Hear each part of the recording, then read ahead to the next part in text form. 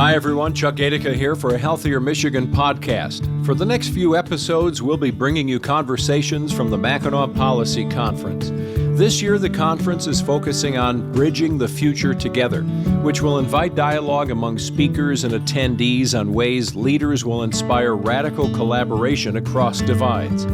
With focus on the greatest issues and opportunities in Michigan, the concept of bridging the future together will cover key themes critical to Michigan's future, including attracting businesses and jobs, improving education outcomes to ensure workforce readiness, strengthening infrastructure, and leading with innovation and equity. We thought it would be a great opportunity to talk to attendees about how bridging the future together will benefit the state of Michigan within their sectors. We hope you enjoy these bonus episodes. On this episode, we'll be focusing on value partnerships between Blue Cross Blue Shield of Michigan and provider partners. We'll be talking with Blue Cross Blue Shield of Michigan President and CEO Dan Lepp and co-founder Impact 100 Oakland County, Amy Lepp, Henry Ford Health President and CEO Bob Riney, President and CEO of Trinity Health, Rob Castello, President of U of M Health, David Miller, and Michigan Health and Hospital Association Senior Vice President and Chief Strategy Officer, Ruthie Sutterth. First up is President and CEO of Blue Cross Blue Shield of Michigan, Dan Lepp, and co-founder, Impact 100 Oakland County, Amy Lepp. Good to see both of you. Good to see you. Good to see you. And congratulations on a new life that's coming for you. This is exciting. It is, and it was a tremendous run. 18 or 19 years in being a CEO of a company the size of Blue Cross was interesting. So many good things, so many people I met, so many things that we've done. We're a different company today than when I started as CEO. Much bigger, much more complex and diverse. And there's a lot of things coming, and the board did a great job in picking my successor, and Trish will do a tremendous job. This idea of retirement, and I want to get Amy's perspective too, because, I've gone through this, so Susan will say, you need to go find something to do now. But this idea, there's some freedom in it. Do you feel that? Not yet. Not yet, because your retirement goes through the end of the calendar year. Right, yeah. First of the year. But you can think about it. You know what I mean? Yeah. Because you can see it. It's on the horizon.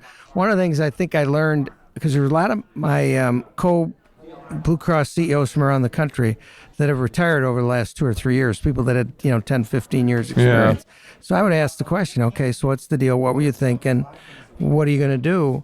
And the best piece of advice I think I got, at least it hit me the most, is don't make any big decision for 6 months afterwards. Get your brain cleared, figure it out, obviously talk to your wife and your family. Yeah. And then maybe there's something, maybe there's nothing, grandkids, which is great. We have 4 of them. So, we'll see. It's a great season of life, the grandkid thing, no right? doubt. Oh my gosh. So in this idea of the 20 years or so, and you've seen changes, you talked about it maybe from the structure of Blue Cross, but you've seen changes in healthcare in general. I mean, so much has changed. Yeah, absolutely. And it is going to change exponentially over the next 3 to 5 years. When you look at just all the therapeutic drugs that are coming on the market, which are good things, but they're very expensive. Yeah. And how does this all fit in in an economic system where,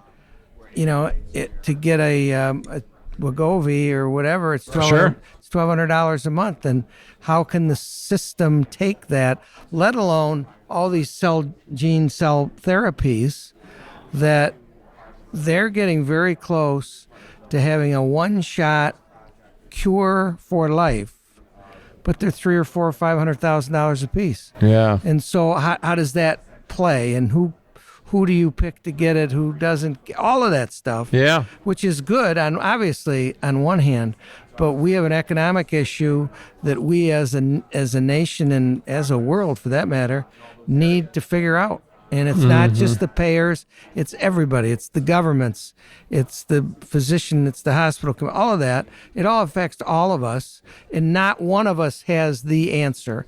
And we're going to have to be collaborative enough to figure out how to fix it. We've been talking to a lot of healthcare leaders about Blue Cross Blue Shield of Michigan's value partnerships. You see it from a different end of the funnel, I suspect, but they all talk about it. Yeah, I wouldn't use the word glowing, but in some cases it has been. It's been a big success for many hospital systems. 20 years ago, when I was in waiting, we started value partnerships, and I can remember going to a Beaumont doctor meeting with Dr. Simmer, who was our medical director at the time, and where we laid this out, and this was only upside benefit for performance at the time. It's a lot more skin in the game today. Yeah. And if there were tomatoes in the place, they would have thrown them at me. Wow. But it's totally changed, because what we're seeing is the patient cares better. We're paying docs more for their performance.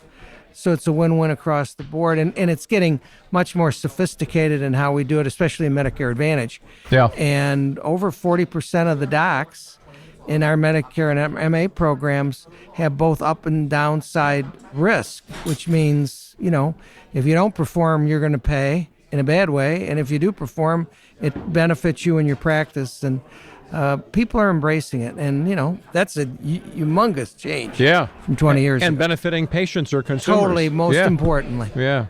Well, Amy Lepp is with us. You've been so patient sitting there. I remember, I personally, I'm going to just keep retiring until I get it right.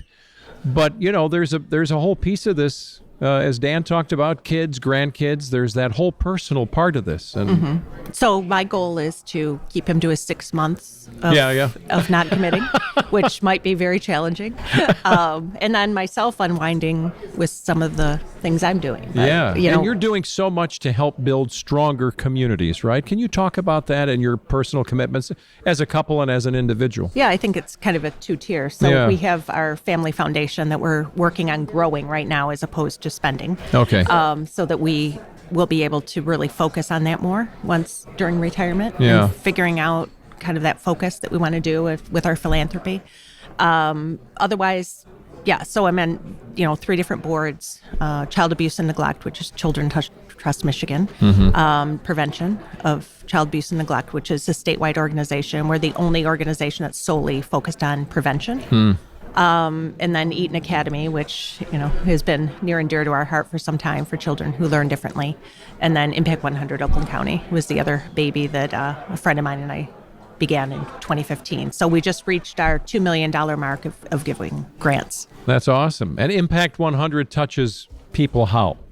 It's a giving circle. So we have a process that we're going through right now. So I would say any nonprofits that may be interested in receiving a grant, this is the time to look at our website. Okay. And in essence, we give away high impact grants. So unlike some of the other amazing organizations that will give away smaller dollar amounts, we try to be more in the $100,000 increment. To an actual charitable organization. Yes. Yeah. So Beautiful. 501c3. So we have 3 grants we're giving away this year. So yeah, that's wonderful. I know that having grandchildren has changed life because, well, it's right here. This is my phone, but in here are like credit cards. If one of the grandkids, not a kid, because we didn't spoil our children, but now if a 3-year-old said, "I'd like a car," be like, "You want a Buick?" You can't even drive yet. I mean, isn't it just the best season? Look at that. See, we're sharing pictures. Screen share. I didn't have a picture to share yet, but isn't it a fantastic season? It really is. Yeah. And it's so fun. different. And, I always had people say, "Oh, you wouldn't believe it. It's terrific." And you kind of go, "Oh yeah, okay, sure," but it's true. Yeah. And we have, and our families are fairly close. And our third large adult, Nathan, Amy's son, is in San Francisco. you mean proximity close? Is it? Proximity close. We're close. Anyways. But I was like, what? He's not quite to the grandchild stage. Yeah. But I'm sure he will be, and it's a blast. I love it. It's fun. We had them all over Yep. on Sunday and swimming. We put and a pool in exactly for that reason. Now, I will share with you this personal story. We had downsized, so I retired from full-time from television. Yeah. You retired? And we downsized to a condo. In the past 2 years, we went back to a home on a half an acre. I traded in my SUV for a minivan. We've got 4 car seats, and the first thing I bought was a used pool table, precisely for what you just said. It's not for the kids. It's not for me. Right. We're doing everything now, and we have stuff that we had 40 years ago, and we're actually having a blast. We get tired, Yeah. but it's just wonderful. Yeah. I love that totally. you mentioned the minivan because Dan meant, what was it? The Pacifica, hybrid. yeah. Yeah. I was like, okay, but then you'll drive it. Well, there is that whole part about being a young parent, and then there's the part about having a grandpa mobile. I don't care. I'm way past, Yeah, absolutely. Yeah, I'm way past worrying about the image part of this whole thing. So you kind of went past Eaton Academy, and I know that that's been a long time commitment. Just give us a little deeper dive on what that is. They are a independent school, Yeah. private school, that serves currently grade 1 through 12. Okay. We're looking at starting a kindergarten, but it is for children who learn differently. So it's a 10-to-1 ratio of the teacher to student. Okay. Each student has a unique profile that they work on then with that student. So it's very personalized, very important. And in talking with Pete Pullen, the head of school, it's becoming more and more complicated. He's been in this role for 30 years, I think, of working with various students and just seeing the difference in the children. We just saw in the news, 1 in 9? Right? ADHD. Yeah, are diagnosed with ADHD now. Oh, yeah. So the complexity of whether it's now recognized more or whatever we want to say, but there's significant need out there. And kids get this is generally what you'll find is the kids there at Eaton got lost in the system. Understandably. Right, absolutely. 30 kids in a classroom. I mean, teachers And can they were only generally disruptive or bummed out or had or withdrawn. terrible self-esteem. And they go into this environment and it's game changing because you get smaller class sizes, but they really understand. I mean, it's like kids with dyslexia and dysgraphia, all of those things. Yeah. And it is a great place. Well, it's wonderful to have both of you here. Congratulations on the new season of life that's coming. Thank you. And it's so wonderful to hear more about Impact 100 and all that you're involved in. So much success. Thank you for your kindness to me over the years. So it's been a pleasure. And congratulations on your retirement too. Well, yeah, you can keep giving me retirement in quotes, air quotes. Right? Yeah, you can keep giving me that congratulations. And I still like your blue couch, Chuck. Hey, well, I keep telling you it's not my blue couch. I know exactly where it's hidden in Farmington Hills. So You might need to expand on that. that's the couch because of doing our infomercial on Medicare Advantage. That's the sofa that frankly gets its own truck and it's driven around as if it's Kevin Costner in a vehicle. And that's the blue couch that we've taken out to the edge of a kayak drop in the middle of a ball field, downtown Plymouth, Michigan. It's just been a joy to be part of that. But the couch is its own star. Does it get its own colored M&Ms and that kind of thing? I don't know. I haven't ever talked to makeup and wardrobe about how demanding the couch is, but it could be. But good to see both of you, and much love and much success as you transition this year. Thanks, Chuck. Thank you. Appreciate it. Next up is President and CEO of Henry Ford Health, Bob Riney. Good to see you, Bob. Great to be with you, Chuck. Yeah, Bob is President and CEO of Henry Ford Health and participated with Blue Cross Value Partnership programs since the beginning, right? We have, and we have always believed that value-based care is the right way to deliver care. It not only provides the right value from an economic standpoint, it's the right coordination of care for patients. And I've been a part of myself a value-based network for 30 years, and I wouldn't get care any other way. Yeah. And when you use those words, what does that mean, value? Because we as consumers think of the value as, well, that's the cost, but there's more to it. Oh, there's a lot more to it. It really is about quality and making sure that the right care, right place, right time is all organized. And if you think about medicine, like a lot of things in life, it's a team-based sport. Yeah. And value-based care really makes sure that a team is working on your behalf to do the right thing. And if there's options for care treatment, that you're being provided those options with the pros and cons of each option. You're a partner in this journey. And episodic care, which is when people just shop around based on what they're feeling or worried about, is not always the best care, because you may be getting treated for one thing versus a holistic approach to how do we keep you healthy. And that's interesting because we hear other phrases like functional medicine, right? But so that kind of implies that team approach, but it doesn't really talk about value and what you're getting as a customer. Yeah, and value is getting quality. It's getting the safest care at the right location. If your care can be done in an outpatient basis and doesn't require an inpatient hospital stay, you're going to want that. Yeah. Because you don't want to be compromised any more than you have to be. But it's having a team look and work with you on the right holistic approach. And what value-based care really requires is that everyone have a primary care physician, someone that can be their quarterback, or their coach, that can help them determine whether they really need to see a specialist or not. And if so, who? Yeah, and when you talk about this, we're kind of thinking of it, or at least I am, in terms of being a consumer of that, but also this has to affect the staff across the hospital, across the system, right? Because when they see that working, that can add to their positive attitude. I mean, there's so many off-ramps to this. Absolutely. Team members want to do what's right for patients, and they want to eliminate waste or inefficiency as much as anybody. And even the advancement of our electronic medical records, where your history is all in your phone. Right. And so if you see a doctor and they say, maybe we should think about this, and then they can go back and say, you know what? It hasn't been that big of a change in the last 3 to 4 years. Let's continue to watch. Versus, wow, this has taken a jump from your studies 2 or 3 years ago. We need to get more aggressive and assertive in the treatment. And that's what you want. I'm a data guy, so I'm kind of wonky with my own numbers on my chart through Henry Ford, right? So I go on there, and I love seeing to me, it's like a video game, even though it's not. I've seen my numbers get better and better, and I've had my primary care doctor reflect back to me. Just changing your lifestyle in 6 months, you can literally see the numbers change in your favor. So for me, that's been a powerful thing, to use my phone to go look at the numbers and say, oh, it's working. It's funny you say that, because the way Henry Ford uses my chart, which is we put everything into it so the patient has complete access, it does make you feel like an owner of your care. Yeah. And I found that for myself personally, and you'd think, well, how can it do that? But it's motivational. Yeah. And it's a number, and numbers don't lie. Right. And when you see a positive force, you're like, well, not only good for me, but it's good for my family. It's good for everything, right? Yeah. That's right.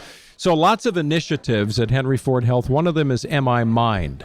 Tell us about that. MI Mind is a way to really try and get at, I think, what's one of the saddest things that we're all dealing with, and that's just the incredible increase in suicides. And we know that mental health issues have been rising, but we're seeing so many young people choose to take their own life. And this is a way to really get coordinated and bring all of the care, again, through a primary care physician, to really assess whether someone is at the beginning stages of depression or anxiety or feeling trapped in some way, shape, or form, and then connecting them to a network of behavioral health specialists that can really help. And, I talk to families all the time, and I don't think there's a family that hasn't been touched by mental illness in some kind of a profound way. And we need to pay attention, because this rate of suicide is going in the wrong direction, and especially in young people. And we can't wait for all the research. We have to start getting here and now with the care coordination that we have at our disposal. So this is an effort to partner and do just that. Some of those stats that we see over time that get repeated in various stories, the epidemic of loneliness across every age demographic. You would think, my mom and dad both passed in 2019, but mom had Alzheimer's. I would have had a preconceived notion, well, loneliness must be a thing for older folks and memory care. I get it. I understand it intellectually. But when you start to tell me 20-year-olds are lonely and they've got 5,000 Facebook friends, it doesn't make sense. And yet, all the data suggests everybody is reflecting they're lonely. I'm a big proponent of getting people as much as possible back into the office versus working virtually. I think hybrids are fine, but I think that we're missing the obvious, and that's human connectivity is a fuel for life. It really is. And I think we've fooled ourselves to thinking that technology connections provide that. They don't. They provide busyness. They advance a lot of things in our life, but virtual friends aren't friends. Friends are people that you can be with, that you can hug, that you can go through good times and bad times. And this social isolation, because we're now all addicted to technology that keeps us busy, is very different than what we need as human beings. And I think we're discovering that. But that coming back together, we've come through this season where you couldn't hug, you couldn't kiss, there's a ritual that you and I employed when you walked up to the table. I shook your hand. I couldn't touch you. I couldn't be near you, And so that whole idea of interacting with human beings in community has got to be at least a piece of the puzzle. There's no question, and I think that the pandemic, rightfully so, created a lot of fear and apprehension in us. But now that we've got through that and we're managing it well, like anything else in life, you have to overcome your fears. You have to overcome your apprehensions and get back to the positives that come from the interaction. And I worry very much about our younger generations that have grown up with technology as being their sole source of communication or their predominant source, because it's a learned skill and we've got to help them. That's why I'm really big about getting people back into the offices, getting people back into, stopping at a local watering hole and getting to know each other at the end of the day. That's what I think really helps in so many ways. Well, when you look forward now in a short period of time or long term with these value partnerships and the initiatives, what are you looking to make change with? You've just talked about one here with MI Mind, but what else are you focusing on? I think we're going to really continue to evolve to recognize that if we want to create true health of populations, that healthcare has its important role in helping people get better and do preventative work. But education health is important, economic health is important. And so we're leaning in and helping in all of those ways, because ultimately health is multifaceted. As we all know, it's not just physical health. And I think that Michigan is a collaborative enough environment that we can lead the nation in showing how this is done. Well, that's great to hear. It's sometimes I feel like with people I know, even within my family circle, that whole idea of financial health, spiritual health. I mean, when one part is off, it's kind of like driving the car and it's pulling. You don't know exactly why, but you feel off. So trying to come up with this holistic approach is awesome.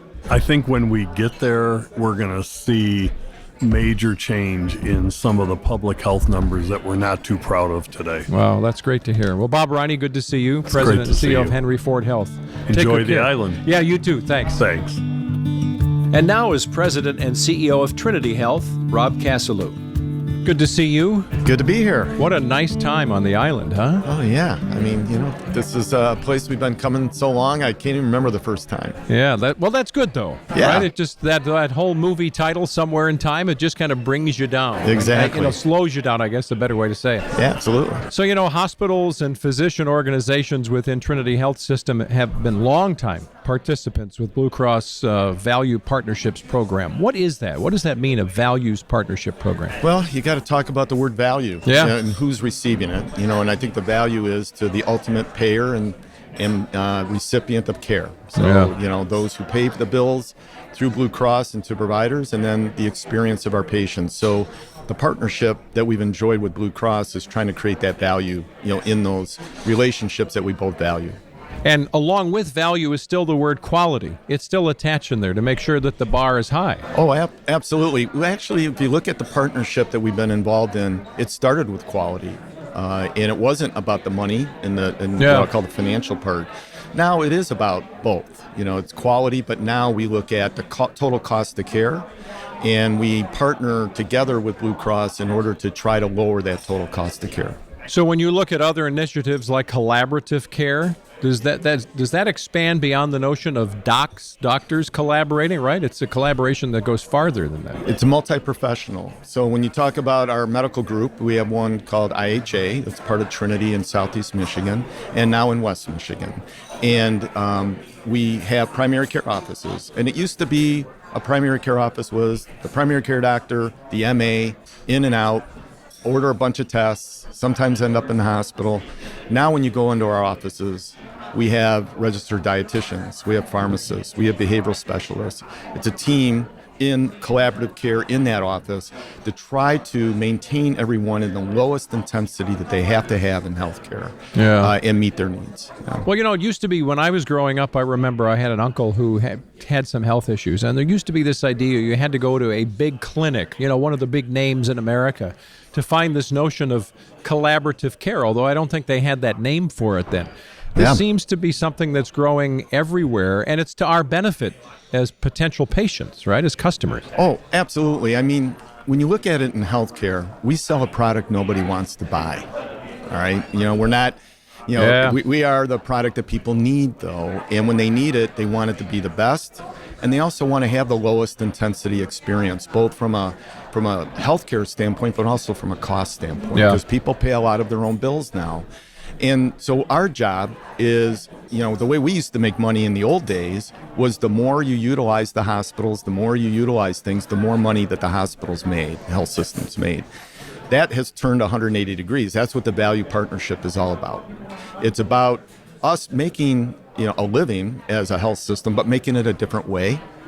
And the only way we do that now is by keeping people within what we call a home, in their primary care home, and we have to provide all those resources in that home, or otherwise they're going to filter out and start running up the cost of care. And I think that's what I've seen too in my own experience within my family's system.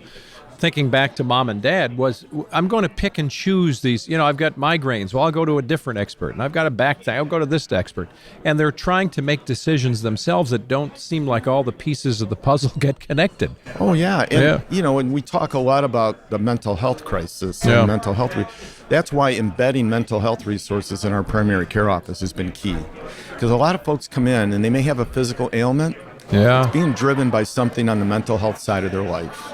And we can identify it right there. We can actually connect them with a psychiatrist while they're in the office. Come on. Oh, yeah. Wow. If we have to. We have virtual connections to psychiatrists. We have embedded social workers and others in the offices to try to deal with those social issues. Well, and how critical is that? Because when you're in this intimate setting with a primary care physician or one of the team, that is likely going to be a place where you would share some of this information that maybe you wouldn't share. I mean, they already know. They've already just seen you, in a paper gown. Just saying. Well, they start when particularly with a new patient, when they come in, we start with a social screening. A lot of folks walk in, they don't have access to food, they don't have transportation, they may not even be literate and not able to read. So we identify the social determinants right when they come in. Then if there's an identified issue, that's being dealt with at the time that they're in the office. And so when you get that kind of stuff out of the way, now they may come in with a legitimate physical issue that we have to deal with, or it's just an annual physical. But whatever that case may be, these other resources help us take care of everything we can at that time. So it sounds like there's a lot of streamlining and great stuff happening within primary care, this team approach. But what are still some of the challenges as you look forward in time, even a short period of time? What are you working on? The one you've heard about from everybody you're going to talk to, and that's shortages of doctors and other providers.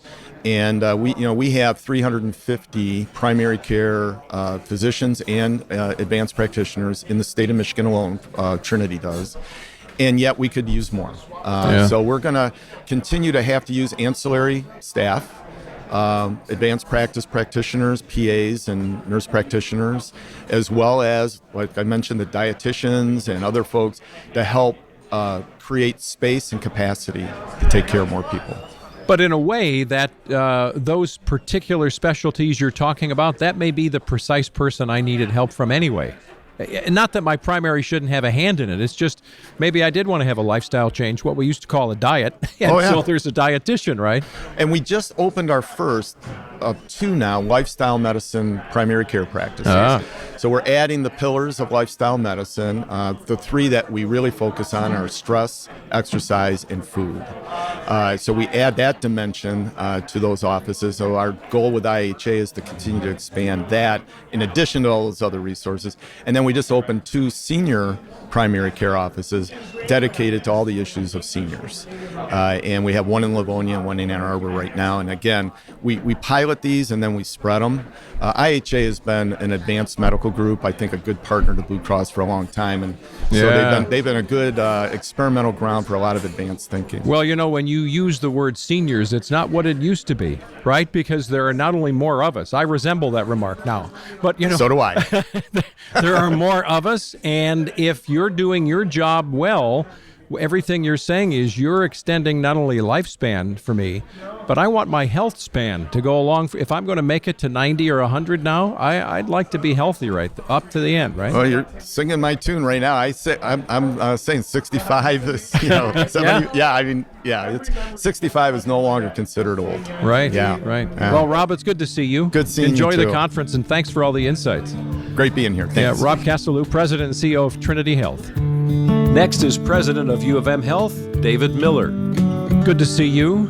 Thank you very much. Thanks for having the a good opportunity to time. join You us. said it's your first policy conference? First time. It's been wonderful. Very energizing. Great ideas. Great focus on the talent in the state of Michigan, and can't ask for better weather.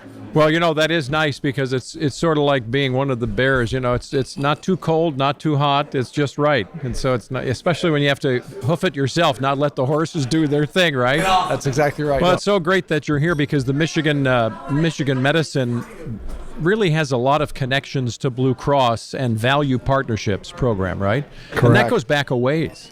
It does. The Value Partnerships program and then all of the initiatives that represent the collaborative quality improvement initiatives have more than a 20-year history of strong partnerships between University of Michigan, Blue Cross Blue Shield of Michigan, and physicians and clinicians across the state of Michigan, really an example for the nation. And I've heard that word collaborative a lot when it comes to medicine in relation to the value partnerships in particular.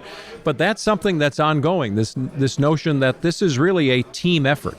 Without a doubt. And I think, what's really unique about the programs is the recognition that identification and solving some of the biggest challenges in healthcare is best done by those individuals who are delivering that care every day. And so when you see the spirit of these CQI initiatives where instead of just describing differences in outcomes, there starts to be an effort to understand those, to solicit the best ideas, and then to bring those back to the different practices where patients receive care across the state. It's really transformative and sets a model for the nation. And that collaborative care model is, we think of our primary care physicians, but it really starts to fan out from there, right? Dietitians, depending on your context, what's going on in your life. Oh, absolutely. And I think when you look at the breadth of the different programs, they cover key aspects of primary care, they cover key aspects of specialty care, and as you mentioned, by definition, recognize and support the multidisciplinary nature of clinical care.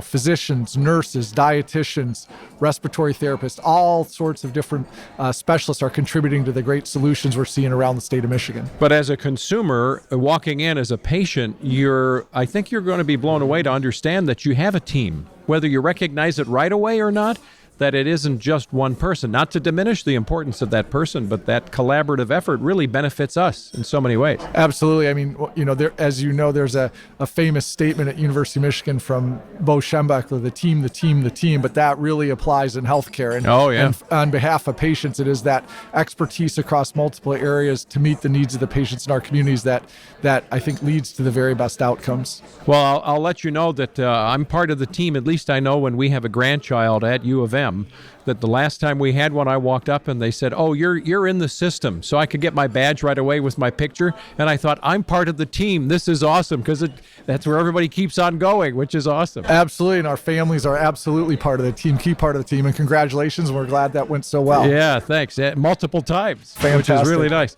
So when you look at what's happening in the world of medicine now, what are you seeing that gives you great hope for the future? Is it refining the programs that are in place, or do you see something new on the horizon? Yeah, it's a great question. I think there are probably two parts. First is, how do we take the care that we're providing already and make it better? Okay. And that's where these CQI programs that have been supported with Blue Cross Blue Shield of Michigan, with strong partnership with University of Michigan and other systems in the state, they ask the question, okay, we know that treatment A works very well, but all the patients who could potentially receive it are not. What are the barriers? Are they issues related to access? Are they issues related to education? So I think that improvement in the currently available therapies offers a lot of promise. On the other side, though, there's the new discovery and new innovations, right? And it's amazing. I recently went to our specialty pharmacy program, a really exemplary program at University of Michigan, and I looked on the shelf at all the new medications that are now available to treat complex conditions, inflammatory conditions, neurologic conditions. I mean, these were fundamentally different than when I was in medical school 25 years ago. And it is that continuous innovation in therapies, in imaging, in treatments that I think is going to really start to further impact health, particularly in areas like cancer, cardiovascular disease, and neurosciences. And that's an exciting time. And then we can take those new therapies and learn how to best deliver them, just as we're doing now with the ones that are already available. And I know there's also been this focus on post-surgery and medications, right? Can you talk about that a little bit? Yeah, absolutely. Well, I think a great example of that has been one of the collaboratives focused on prescribing opioid medications, right? And I think we've all heard and have recognized the impact of opioid use disorder in our communities. And there was a tremendous idea that came in the state of Michigan, actually partnerships between surgeons and anesthesiologists. Again, University of Michigan faculty members saying, how much pain medications are patients actually taking after an operation? We know it's needed, but if you look at it from an opioid perspective, how many of the ones we prescribe are patients actually taking? Because there's a risk that those initial prescriptions could be what's often referred to as a gateway to longer-term opioid use disorder. And in fact, what was found through this collaborative model was patients are taking far fewer than we prescribed, so we can modify our practice patterns together safely, and patients are very open to the use of non-opioid alternatives. So putting those two things together across the state of Michigan and actually leading a trend nationally has been really substantial work to reduce the number of opioid medications prescribed postoperatively in a really scientific, evidence-driven fashion that has had a big impact across the state and now is actually being seen nationally. And when you say cut back on the number, it's likely, I'm just making an assumption, it's not just the prescription, it's actually the number of whatever you're getting. Why do I need 12 when I'm only going to go through 3 and then I'm fine, That's exactly it. I mean, what was seen was there were a lot of historical practice patterns of, say, prescribing perhaps 15 pills after an operation. And in fact, the patients were only taking about 3. So it is exactly as you said, reducing the number, right? And in so doing, reducing the risk of longer term complications of opioid related medications. And again, that's to our benefit in the end. I mean, it's great that a lot of smart people are thinking about this from a different perspective, but for us as the patient, it makes a lot of sense. I don't want to get hooked on something, and if I don't need it, why is it still in my cabinet? That's exactly it. It is. We have to acknowledge that we have to control pain well after surgery, right? Yeah. But these medications can be habit forming, so we want to reduce the number, and we don't want them around, like you said, afterwards in households where there could be at risk for children, for other patients, or our waterways, whatever it is. So ultimately, a big win-win. Sure. What is the M-Open network? What is that? Yeah, so that I described that a little bit. It started as what was called the Michigan Opioid Provider Engagement that's what it is. Network, right? And then now it's really started to focus not just on the number of pills that are prescribed, but actually looking out more broadly into the community and thinking about how to address opioid use disorder. And again, coming back to your concept of a broader team-based effort, that isn't just the post-operative care is an important part of it, but there are also needs for rescue medications for patients who are experienced opioid use disorder and treatments for that. So it's become now have a broader focus of not just that post-operative setting, which is incredibly important and incredibly multidisciplinary in its structure. So when you look at how U of M is leading the way with so many initiatives, right, that connect directly or indirectly to the value partnership platform, you've got to feel real good about that, because in a sense, being a leader is a good thing. You're an influencer then. Absolutely. Well, I have to reference our motto of leaders and best at University of Michigan. So thank you for that. Absolutely. I mean, I think when you, again, coming back to it, the power of this to have the individuals delivering the care see the opportunities and challenges, use data to develop the best available evidence, and then translate that back out into communities across the state. That's a model that resonates in the state of Michigan and nationally. And I think for the last 25 years, what we've seen is lower mortality, better outcomes after treatment, better clinical decision making, higher patient satisfaction. I mean, it is really a way that gets back to the patients, families, and communities in a meaningful fashion. As you look in the near term, 2 to 5 years, what are you seeing that gives you such hope about what's happening? And I don't want to call it streamlining, but this notion of refinement with everything we've talked about. Yeah, I think, I think as innovation comes into healthcare, whether it's a new type of surgery or whether it's a new medication, that refinement means that we're getting the highest value for those treatments as quickly as we can. And the structure that's been set up in Michigan, this collaboration based on data with subsequent dissemination of the best available techniques and treatments, really gets us to that place faster than anywhere else in many ways. I think often a lot of us, I'll just say for me, I sometimes think innovation is going to be the most costly option, when indeed it turns out to be the opposite. Innovating leads to this contraction, and you save money in the end, which is great. And I think innovation comes in many different ways, right? Sometimes it's a new medication or new surgery. Sometimes it's looking at how we do things already and changing our behaviors. That has been elusive, but the collaborative model in the state of Michigan has really unlocked that type of innovation. Very cool. Well, David Miller, good to see you. Good to see you. Thank you so much. David is president of U of M Health. Thank you so much, Chuck. It's a pleasure to be here. I appreciate the opportunity. Oh, you're very welcome. Have a great day and go blue.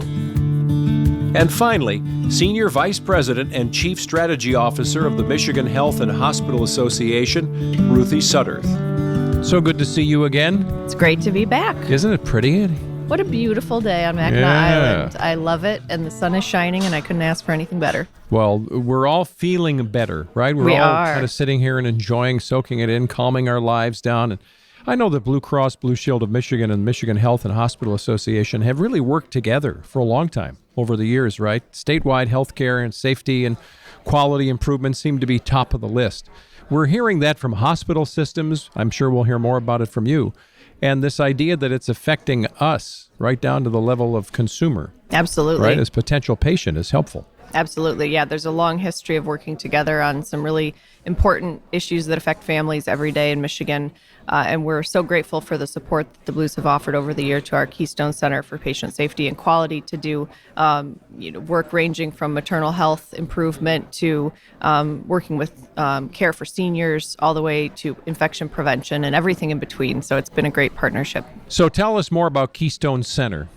So the MHA Keystone Center for Patient Safety and Quality was formed back in 2003. So we have our 21 anniversary this year. And during that time, it's really our patient safety and quality arm of our association. But they really work on member-led programs that are evidence-based, that work to prevent harm and to improve the care that patients receive every day at the bedside and in the community. And so we bring hospitals together, and they set aside any differences they might have outside the quality arm, and they really work together on patient care improvement. And it's really tremendous the amount of lives they've been able to save and dollars they've been able to prevent going into the system by preventing harm and making care safer. And so with that kind of innovation spanning 2 decades, is there any stopping it? I mean, as you start to look to the future, where else can innovation happen? Is it just refining what's been done, or are there these new off-ramps to make change? Absolutely. That's a great question. Really having started at the bedside, we've learned over the last couple of decades that the outcomes that a patient has are really driven a lot more by the experiences that they have at home and outside the hospital. That's where health happens. And so we have made health equity and health improvement a pillar of ours at the Trade Association and at the Keystone Center. And so what that means is that we are refocusing and putting more resources into healthcare improvement and safety and quality. And right now we're focused tremendously on some health equity work that involves not just hospitals, but partners in the community, because we do have to work outside the 4 walls of the hospital to keep people from coming in, to make sure that when they go home, they can keep their medication cold or have access to healthy food. And so we're really doubling down on the commitment to working with partners on healthcare improvement and equity. And that team approach is important at the hospital level with the association, but also the idea of the ownership for us as individuals, right? I mean, in the case of my senior mom and dad in the day, it was a team of Absolutely. us, of the kids, helping to make sure meds were there, they're being distributed properly. Absolutely. All that becomes so important. Absolutely. Having patient advocates and family members who you can rely on for support is so critical. We actually worked with partners recently on creating a caregiver navigator toolkit. So what that does is it provides healthcare providers with a whole suite of resources and tools to give to those caregivers in the home that are going to be helping patients when they leave the hospital. Yeah. And what an important step that is so that they don't have to come back. Well, and that takes a lot of stress off the caregiver because they may know what they need, they just don't know where to go to get it. Absolutely. Yeah. And I've been in that situation personally, taking care of family, and it's been done for me. And it's a lot to remember and it's a lot to navigate, and it can be a scary time. And so we need to give families the resources that they need to be champions and be advocates for their family member and to keep them safe and well cared for at home.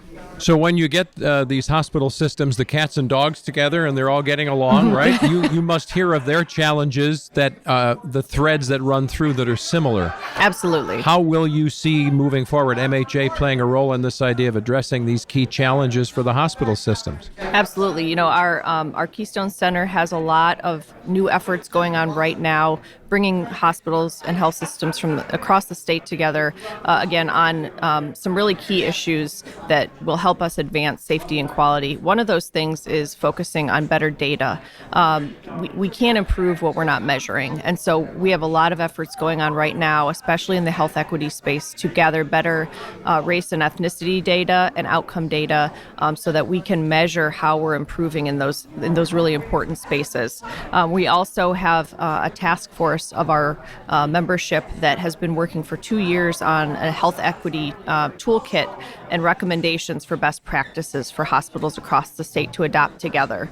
And so that's going to be going out to our members in the year ahead. And we're also not forgetting that health equity includes seniors, it includes people in rural communities. It's not just a race and ethnicity issue. Yeah. So a lot of work is going in, again, with partners from across the state and with the health department and with Blue Cross Blue Shield of Michigan and others to adopt new standards of practice to make sure that we are getting to patients where they're at in their journey of health and preventing them from having to come to the hospital, but once they're there, making sure that care is really safe and high quality.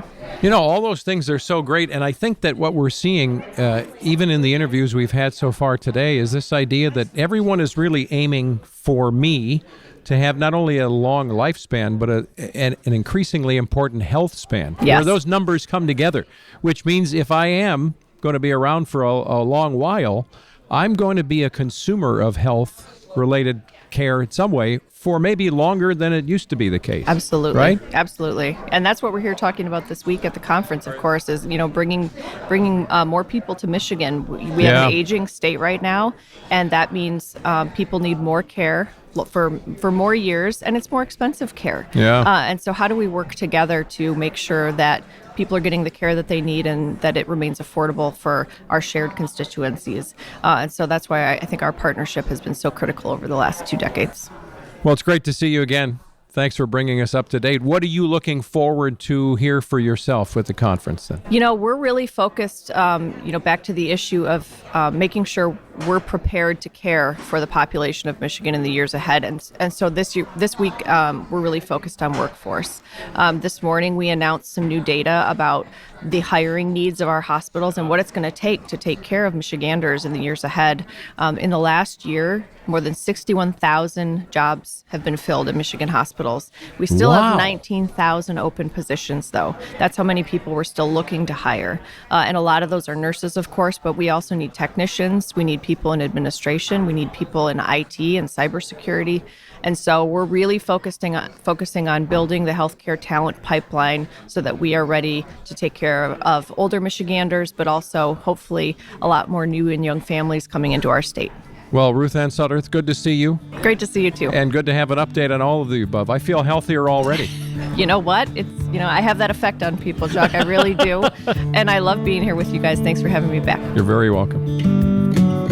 Thanks for listening to a Healthier Michigan podcast brought to you by Blue Cross Blue Shield of Michigan. If you like our show and you want to know more, check us out at ahealthiermichigan.org/podcast or leave us a review or rating on Apple Podcast or Spotify. To get all the new episodes on your smartphone or tablet, be sure to subscribe to us on Apple Podcasts, Spotify, or your favorite podcast app.